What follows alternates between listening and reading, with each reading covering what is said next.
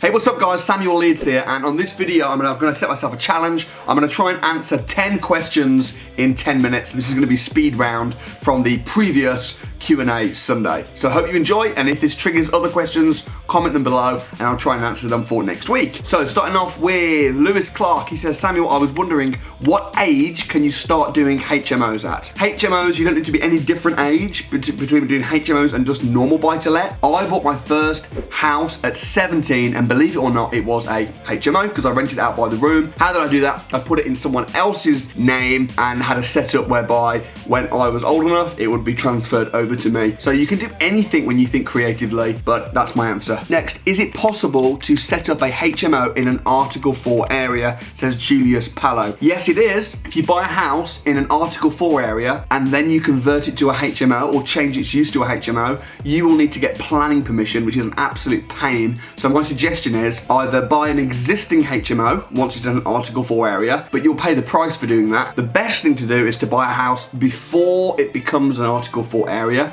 of which there's currently dozens and dozens of areas in England. So buy a house before it becomes Article 4 and turn it to a HMO, then let Article 4 come in, and then you have the grandfather rights on the planning permission. That's how you make the most money in HMOs. Dan Bright. Hi Samuel, I'm coming to the crash course at the end of the month. Would you advise me taking out a loan for mentorship like your academy or any other training program? Thanks. I would only suggest taking out a loan for anything if it's the thing is an asset that's going to make you money. So if you're taking out a loan for a house to rent out, you're going to take out a loan. Presumably you're going to pay a small interest, maybe 5%, maybe 10%, but then you're going to put that into something that's going to give you money, which is going to cover the interest payments and more. That's called good debt. Bad debt is when you take out a loan and you buy it for something that's just going to be gone. So if the training is really good training, and if you are going to implement it and the result is it's going to make you money, then yes. However, I wouldn't say to anyone, hey, you should take out a loan for my course, because it's a bit like,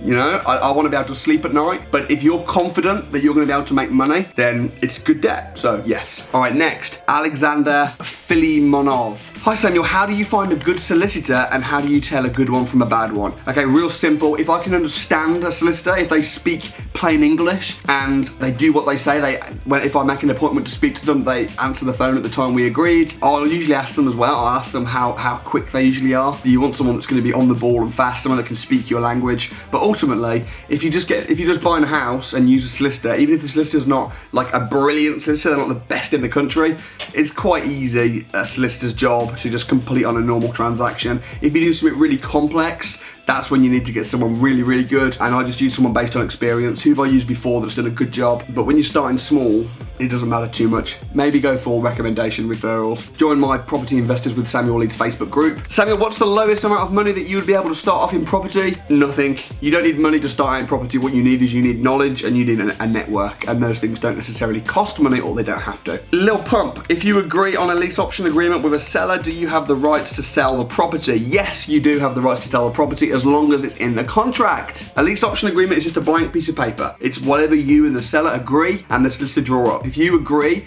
that you can sell on the option to someone else at the end of the contract, if you agree that from the beginning, then you can sell it on. German Monox Carbajal. Do you have experience on setting up corporations so that the government doesn't with your taxes? Listen, rather than focusing on having to pay taxes, I focus on making money. I see a lot of people and they're worried about making lots of money because then they're thinking, then I'm gonna have to pay taxes. Listen, I'd rather make £1 and pay 50p to the government than make 10p and pass nothing to the government. For me, I'm all about making more money. Once I'm making the money, then I'll save more. So yes, I do clever things, and my tax advisors and specialists and accountants do clever things to offset losses against my profits, but it's not something that I have in the forefront of my mind when I'm starting out to make money. For me, it's about how can I make the most money. Blue Water. Hi Samuel, I'm currently in an apprenticeship with only £6,000 in my bank. I really want to get started in property, and student accommodation is looking like an absolute win. How well do you think someone like me can achieve this with limited money and income? PS, I'll start working full wage soon, so I'll have better income. If you're an apprentice and you've got £6,000 and you love the idea of doing student accommodation,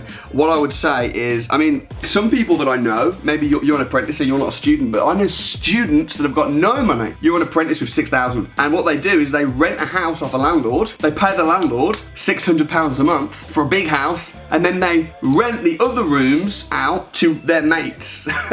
So they're living rent-free or making nice profit just because they were the one that initiated the contract. They were the one that took the risk by renting the whole house. An entrepreneur is someone that takes risk in the hope to make money. So you could do the same thing. You could rent somewhere and then rent the rooms out. Or if you're thinking, I wouldn't want to live with students, do the same, but don't live in it. Just rent a house off a landlord, pay him a monthly fee. He only has to deal with one person, you and him. But then you deal with many people and rent the rooms out to students. Then you're making a monthly cash flow. You don't own the house. On your next one, once you're making some cash flow, maybe do the same again, but ask the landlord whether he'll give you an option to buy the property down the line. That's what I'll be thinking for you. Rent to rent, lease option. George Alsters says, me and the girlfriend are currently saving up £100,000 to put down £60,000 plus as a deposit or even buy our first house cash. Then we want to save up cash. Straight away, I can see that your mindset is not correct. Then we want to save cash, save money.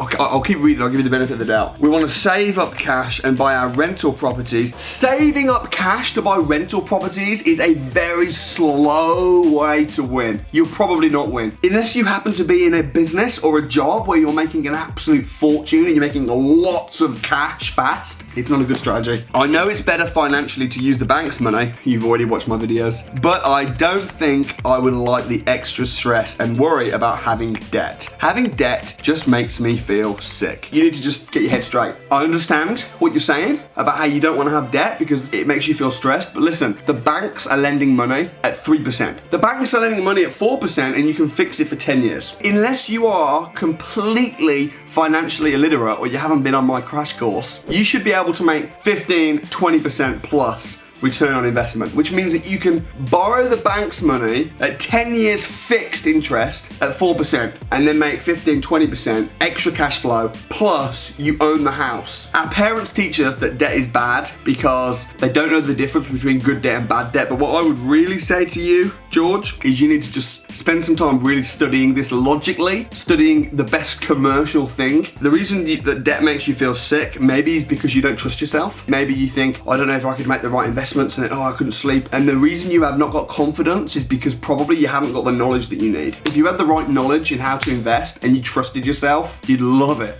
because you'd know how to use it as a tool to go make a lot of money. But honestly, without debt, you will never be successful in this business. I don't know any multimillionaires or people that are killing it in business or property that don't utilize debt. So number one, before you do anything, get this point fixed. Last one, Marcus Moore. I own a building company built from the ground up. Excuse the pun. Over a decade of experience, qualified electrician by trade, and completely disagree with your opinion. Ooh. On the builder-related question, I don't remember what that was. We create our own work, that's why you are having issues. What I think you're describing is a master builder instead of regular builders. There is a difference, just like gold dust, that's all. Thanks for the content. That wasn't really a question, I guess that's more of a statement, but hey, Marcus Moore, sounds like you're a fantastic builder. If you want to come on the channel and talk about how to find a good builder, drop me a message and we can chat. I did it in 10 minutes! 10 questions/comments in 10 minutes. I hope that was really helpful, folks. There's nothing I love more, this is one of my favorite videos, than just reading your comments and your questions and doing videos responding. I do read every single comment that I get on YouTube. I do read every single comment and I try and at least give a love heart or a little response to every single comment. But if you would like to come on the YouTube channel or have me call you out on the YouTube channel and answer your questions, comment below. Let me know your questions, let me know what's happening, and thank you so much for watching. I'll see you next time.